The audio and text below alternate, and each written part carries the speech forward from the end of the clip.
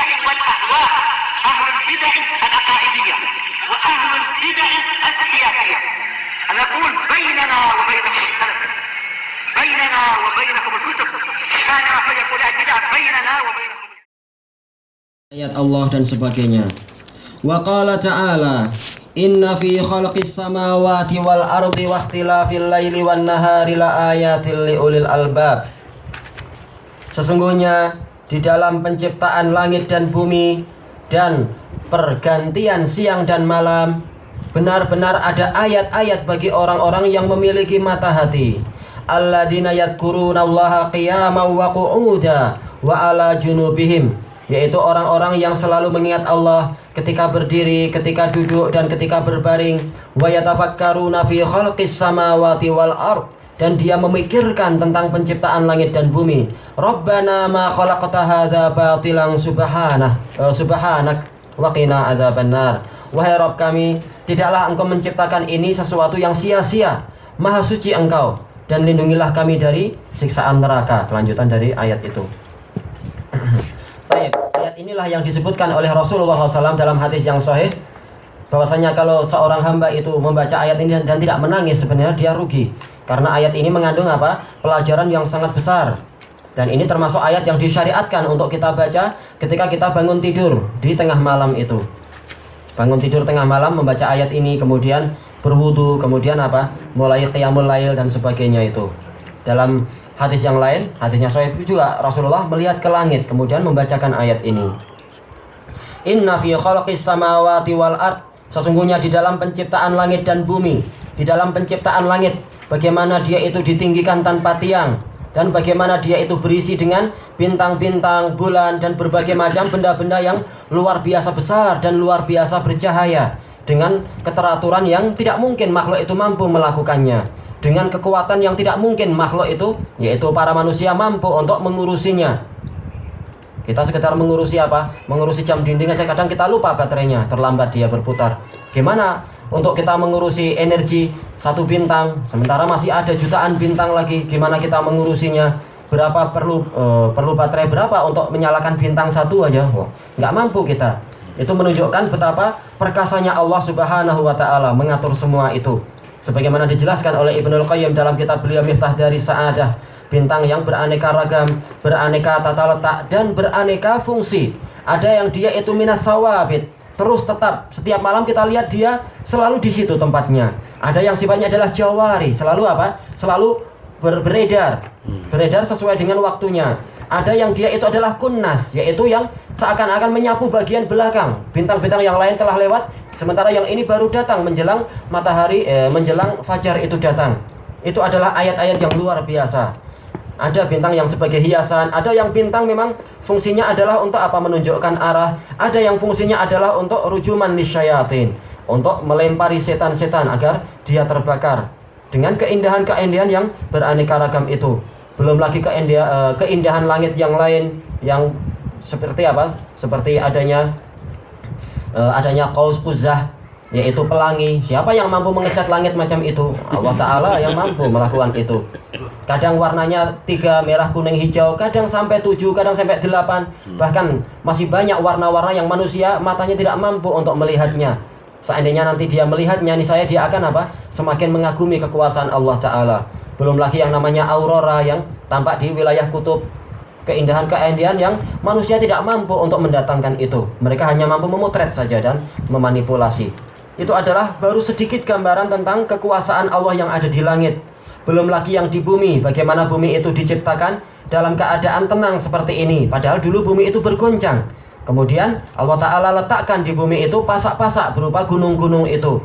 Yang saking rekatnya dia dan saking hebatnya kekuasaan Allah, tidak nampak gunung itu sebagai pasak. Seakan-akan dia itu adalah bagian dari bumi itu sendiri. Padahal nanti menjelang hari kiamat, pasak-pasak itu akan berterbangan kembali. Taulah manusia bahwasanya gunung itu bukanlah dia itu bumi, tapi dia adalah pasak-pasak yang Allah Ta'ala tancapkan kepada bumi. Belum lagi dia melihat kekuasaan Allah yang lain tentang seandainya bumi ini terbuat dari emas, niscaya apa? Orang tidak akan mampu hidup walaupun emas itu lebih bagus. Bagaimana kalau seandainya bukan emas tapi dia dari besi, lebih kuat, tetapi bagaimana nanti kita akan bercocok tanam, dan sebagainya. Susah kita. Nanti kalau matahari di siang hari, wah, kita akan berpeluh kalau bumi itu terbuat dari besi. Atau sebaliknya, boleh jadi Allah Ta'ala menciptakan bumi itu dari air, sudah total dia dari air. Maka tidak akan terjadi qoror, tidak akan hidup dengan tegak kita di muka bumi. Tanah rumah-rumah dan bangunan pun tidak akan mampu berdiri tegak kalau dia itu diciptakan dari air. Tapi dengan hikmah Allah Ta'ala, bumi itu diciptakan dari tanah yang semacam ini, yang mampu untuk ditanami, mampu untuk menerima air, mampu untuk juga mengeluarkan air kembali. Dan kalaupun dicangkuli dia tidak marah, padahal bumi itu dia bertasbih juga. Dia adalah makhluk yang dulu bergoncang. Seandainya bumi itu seperti yang digambarkan, dia adalah ikan paus, wah, marah dia kalau kita cangkul-cangkul. Tapi bumi itu diciptakan yang seperti ini, zalulan. Dia mau menerima untuk dicangkul, untuk diambil, untuk ditambah dan sebagainya. Itu adalah ayat-ayat yang luar biasa. Belum lagi kekayaan yang Allah Ta'ala siapkan di dalam perut bumi, berupa minyak bumi dengan beraneka jenisnya, berupa apalagi ada emas, ada perak, ada barang-barang tambang yang lain. Itu adalah tanda-tanda kekuasaan yang besar di dalam bumi itu. Waqtilafil laili wan nahar dan pergantian malam dan siang. Siang yang penuh dengan cahaya, yang penuh dengan penuh dengan dukungan untuk aktivitas kehidupan. Kemudian ketika tiba waktunya malam, seakan-akan mantel yang hitam itu menutupi alam semesta sehingga semuanya menjadi kelam. Itu adalah tanda-tanda yang besar dari Allah Subhanahu wa Ta'ala. Terkadang semuanya berjalan dengan tepat, yaitu 12 jam. Terkadang dengan kekuasaan Allah jadikan yang malam itu lebih panjang, terkadang siang itu yang lebih panjang, dan seterusnya. Itu adalah tanda yang besar. Dan dengan kekuasaan Allah pula, malam yang kelam itu tidak dijadikan betul-betul gelap. Tetapi Allah tahu bahwasanya ada manusia yang masih perlu aktivitas, perlu belanja, perlu ziarah ke temannya, atau perlu ini dan itu, sehingga dijadikan malam itu ada temannya, yaitu berupa bintang-bintang, berupa bulan dan lain-lain.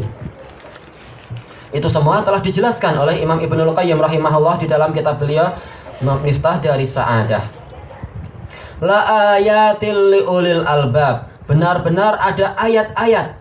Ayat jam'ul dari ayah. Ayat itu artinya adalah alamat wal ajaib wal ibar. Ayat itu mengandung 3 makna. Yang pertama adalah alamat, yaitu tanda-tanda kekuasaan Allah. Wal ajaib, yaitu keajaiban-keajaiban. Wal ibar, pelajaran-pelajaran. Kalau Allah menghendaki siang itu sampai hari kiamat, niscaya kita akan penat sendiri. Siapa yang mendatangkan malam untuk istirahat? Seandainya malam itu sampai hari kiamat, siapa yang mampu mendatangkan cahaya? Kita akan penat untuk Untuk selalu menyalakan karan dan sebagainya. Oh, nanti dalam 1 bulan bilnya berapa lagi? Sepanjang tahun ternyata malam terus. Tayyib. Liulil albab, bagi orang-orang yang memiliki albab. Albab jamak dari lub, yaitu mata hati. Bukan sekedar hati. Banyak orang yang punya hati tetapi dia tidak mampu memahami kedalaman ayat-ayat ini. Tapi ini adalah bagi orang-orang yang memiliki mata hati, yang hatinya itu bukan hanya melihat apa yang nampak di depan mata, tapi dia juga memahami apa hikmah yang dibalik itu dan sebagainya. Siapa mereka? Alladzina yadhkurunallaha qiyaman wa qu'udan wa ala junubihim, yaitu orang-orang yang mengingat Allah dalam keadaan berdiri, dalam keadaan duduk, dan dalam keadaan berbaring. Ini menunjukkan bahwasanya dengan zikir kepada Allah, maka mata hati itu semakin semakin tajam. Sebagaimana dijelaskan Ibnul Qayyim dalam kitab beliau Ad-Da' Dawa, bahwasanya dosa-dosa itu adalah ibarat selaput yang hitam. Tetapi dengan banyak berzikir, maka selaput itu akan dikikis dan dihilangkan, sehingga betul-betul hati itu menjadi seperti cermin yang mengkilat. Nah, orang yang rajin berzikir dengan zikir yang disyariatkan, dia akan memiliki firasat yang tajam. Wa yatafakkaruna fi khalqis samawati wal ard, dan dia memikirkan tentang penciptaan langit dan bumi. Itu awal-awal yang kita sebutkan tadi, itu baru gambaran sederhana secara lahiriah. Tapi orang yang memiliki mata hati yang mendalam, dia tidak hanya berpikir tentang indahnya alam tadi, dia berpikir kepada yang dibalik itu. Untuk apa ini semua diciptakan? Apakah sekedar sebagai hiasan? Apakah bumi sekedar sebagai tempat untuk apa? Seperti ucapan para penyanyi itu, panggung sandiwara. Ini saatnya dia muncul, nanti dia mati, diganti yang lain muncul, kemudian mati, demikian itu saja, daur, perputaran itu saja. Ataukah ada hikmah yang lebih besar dari itu? Maka orang yang memiliki mata hati, dia tahu bahwasanya penciptaan langit dan bumi yang penuh dengan hikmah dan keteraturan ini, ada sesuatu yang dibalik itu. Makanya dia mengatakan, Rabbana ma khalaqta hadza batila. Wahai Rabb kami, tidaklah engkau menciptakan ini sia-sia belaka. Makanya di akhir-akhir pembahasan Miftah dari Sa'adah, Al-Imam Ibnul Qayyim menyebutkan di dalam ketika membahas ayat yang lain, ma khalaqnahuma illa bil haqq. Tidaklah kami menciptakan langit dan bumi itu kecuali dengan al-haq. Apa maksud al-haq di sini? Yaitu agar agar para hamba itu mengenal Allah dan agar para hamba itu tahu bahwasanya syariat itu perlu. Sebagaimana langit perlu keteraturan, bumi perlu keteraturan, maka manusia juga pasti perlu keteraturan. Berarti memang mengharuskan manusia itu adanya apa? Adanya syariat. Tapi bagaimana syariat Allah itu sampai kepada makhluk? Dengan datangnya para rasul. Ini menunjukkan bahwasanya tanda-tanda yang di langit dan di bumi itu ada hikmahnya. Sebagai peringatan bahwasanya Allah menjadikan mereka teratur, bukan sekedar apa? Sekedar begitu saja. Kalian juga harus hidup teratur. Berarti apa? Kalian harus ikut para rasul. Berarti apa? Al-haq yang kedua, setelah yang pertama adalah yaitu mengenal Allah, maka yang kedua adalah apa? Yaitu menjalankan perintah dan menjauhi larangan agar dunia itu tetap teratur. Kemudian al-haq yang ketiga adalah apa? Untuk mentauhidkan Allah. Itulah al-haq yang tertinggi. Wabil haqqi anzalnahu wabil haqqi nazal. Dengan kebenaran kami turunkan Al-Qur'an dan dengan kebenaran itu Al-Qur'an itu turun, yaitu agar Allah itu disembah dan tidak disekutukan. Dan kemudian terakhir al-haq maksudnya adalah apa? Nanti Allah Ta'ala akan menegakkan al-haq di mana? Di hari kiamat itu. Maka walaupun kita lihat di dunia ini penuh dengan kezaliman, tapi manakala Allah Ta'ala itu adalah zat yang penuh hikmah dan maha adil, tidak mungkin dia membiarkan hal itu berlalu begitu saja.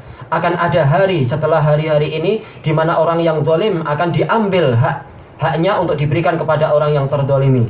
Ini menunjukkan bahwasanya pergantian siang dan malam yang kita lihat ini akan mencapai titik final. Dan itulah hari di mana tegaknya hari kiamat. Dan setelah itu akan apa? Akan datang pengadilan. Makanya dia mengatakan di sini, Rabbana ma khalaqta hadza batila subhanaka faqina adzabannar. Lindungilah kami dari siksaan neraka. Kenapa? Karena dia tahu bahwasanya setelah ini akan ada hari keadilan. Maka jangan sampai saya termasuk dari orang-orang yang masuk ke dalam neraka. Inilah hikmah diciptakannya langit dan bumi agar orang memikirkan bahwasanya apa? Dia tidak sia-sia hidup di muka bumi ini. Subhanak ini adalah apa? Mansubun ala apa? Ala maf'ul mutlak. Takdirnya apa? Usabbihuka subhanak. Saya mensucikan engkau ya Allah dengan sebenar-benar kesucianmu. Maksudnya apa ini? Termasuk dari kesucian Allah adalah dia itu tersucikan dari melakukan sesuatu dalam keadaan abas, keadaan sia-sia. Pasti semuanya ada hikmahnya dan ada tujuan besar di balik ini semua. Maha suci Allah untuk menciptakan alam semesta yang sehebat ini dalam keadaan sia-sia. Ilahuna wallahu ta'ala a'lam.